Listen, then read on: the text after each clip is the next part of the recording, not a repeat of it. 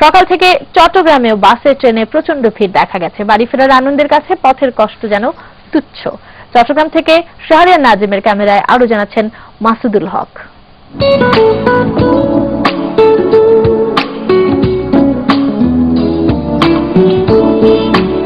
ফাঁকা হতে শুরু হয়েছে বন্দরনগরী চট্টগ্রাম। রেল স্টেশন থেকে শুরু করে বাস স্টেশন, সব দিকে ঘরমুখী মানুষের ভিড়।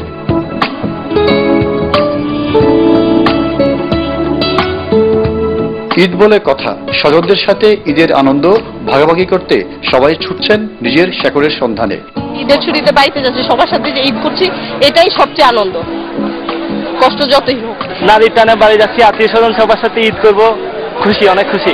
ঈদের ঘরমুখী মানুষের চাপ কমাতে রেল কর্তৃপক্ষ ঈদের 3 দিন আগ থেকে চট্টগ্রাম চাঁদপুর রুটে 2 জোড়া স্পেশাল ট্রেন চালু করেছে। প্রতিটা ট্রেন যাতে সুন্দরভাবে নিরাপদে যথাসময়ে চট্টগ্রাম থেকে ছেড়ে যায় তার জন্য আমরা বিশেষ ব্যবস্থা নিয়েছি। গতকালও আমাদের প্রতিটা ট্রেনই যথাসময়ে চট্টগ্রাম থেকে ছেড়ে গেছে।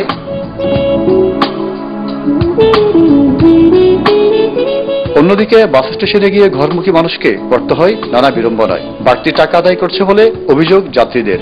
আগের তুলনায় 100 টাকা বেশি হচ্ছে, বলি কি লাভ হবে কি? তা 100 দায়িত্ব যেতে হবে, বাইরে যাইতে হবে, তো কি করবো?